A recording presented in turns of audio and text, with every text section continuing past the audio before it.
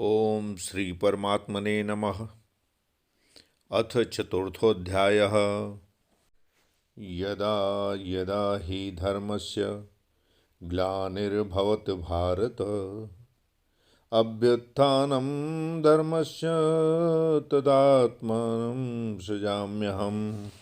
परित्राणाय साधूनां विनाशाय च तद्दुष्कृतां धर्म संस्थापनार्थाय संभवामि युगे युगे। इस चौथे अध्याय में भगवान के अवतार लेने के रहस्य को उजागर किया गया है। इसमें चाहे भगवान विष्णु के अवतार लेने की बात हो या 2000 साल पहले यीशु मसीह के पुनरुत्थान के महत्व की बात हो, यह सब मानव के लिए महत्वपूर्ण अवस्थाएं हैं। भगवान का भौतिक संसार के ताने बाने को तोड़कर अपने दुनिया को, जिसमें पलने वाले सभी भक्तों, धर्म की राह पर चलने वाले जीवों एवं प्रकृति के बचाव के लिए अवतरित होना अपने आप में अलौकिक है। अवतार एक बहुत ही महत्वपूर्ण शब्द है, जिसका अर्थ होता है ईश्वर का दिव्य मानव बनना। हर अवतार में ईश्वर एक दिव्य मानव का रूप लेकर जन्म लेता है और सृष्टि एवं समस्त मानव के कल्याण हेतु व्यवस्था कायम करता है। स्वामी प्रभुपाद जी के अनुसार भगवान को अवतार लेने के लिए प्रकृति का सहारा लेना पड़ता है।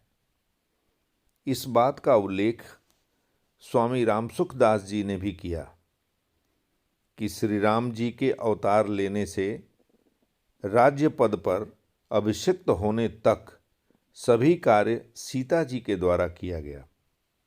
भगवान तो निर्विकार सर्वात्मा है। भगवान के अवतार का 3 उद्देश्य बताया गया है: मानव की रक्षा, दुष्टों का विनाश, धर्म की पुनः स्थापना। विद्वानों का कहना है कि सामाजिक व्यवस्था भगवत आदेश अर्थात वेद एवं अन्य भगवान द्वारा दिए गए निर्देशों के ग्रंथों के अनुसार होता है। इसके स्टेटस यानी स्थितियां निम्न प्रकार की होती हैं: निर्दिष्ट स्थिति, प्राप्त स्थिति और मास्टर स्थिति। गीता के 4 अध्याय के 9वें श्लोक में भगवान अर्जुन से कहते हैं कि हे अर्जुन, मेरे जन्म और कर्म दिव्य हैं। जो मनुष्य इस रहस्य को अपने तत्व ज्ञान से जानकर स्वीकार कर लेता है, वह अमरत्व को प्राप्त कर लेता है, अर्थात मुझे प्राप्त होता है। अवतार काल में भगवान मानव कल्याण के लिए सभी लीलाएं करते हैं। भगवान के जन्म और कर्म की अलौकिकता है। कर्मों का अकर्म होना ही कर्मों का दिव्य होना है। मनुष्य पर निर्भर करता है कि वह किस प्रकार से भगवान को देखता है। वह भगवान भी उसी रूप में प्रकट होते हैं।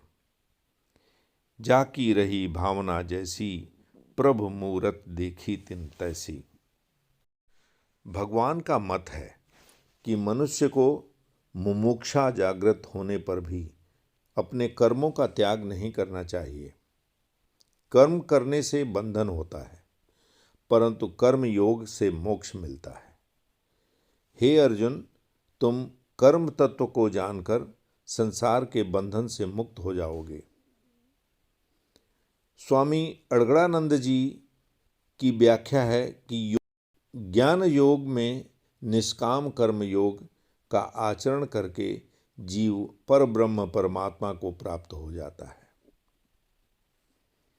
भगवान आगे कहते हैं कि कामना के कारण क्रिया कर्म बन जाती है और इसी के बढ़ने से विकर्म यानी पाप होता है। कामना के नष्ट होने पर सारे कर्म अकर्म में परिवर्तित हो जाते हैं। यह जरूरी नहीं कि कर्म फल देने वाले होंगे। जो कर्म और फल की आसक्ति का त्याग करके संसार के आश्रय से रहित और सदा तृप्त है, वह कर्मों में अच्छी तरह लगा हुआ भी वास्तव में कुछ भी नहीं करता। संपूर्ण क्रियाओं और पदार्थों को अपना और अपने लिए न मानकर केवल भगवान के लिए ही मानना भगवत दर्पण रूप यज्ञ होता है। सभी यज्ञों को तुम कर्मजन्य मानो, ये यज्ञ तुम्हें कर्म बंधन से मुक्त कर देंगे। कहा गया है कि कर्म ही पूजा है।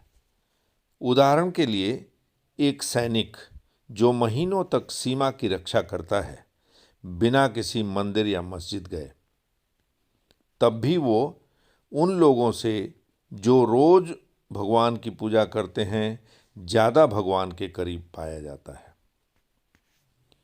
भगवान कृष्ण कहते हैं कि जो व्यक्ति कर्म फलों का परित्याग कर भक्ति करता है, उसका संशय समाप्त हो जाता है।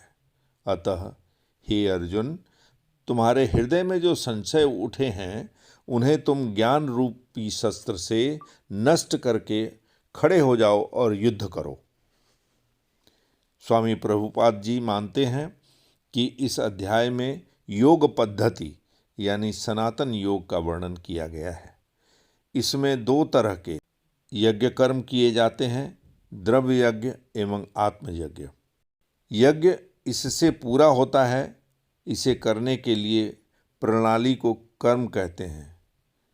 इस अध्याय को यज्ञ कर्म स्पष्टीकरण का अध्याय भी कहा जाता है।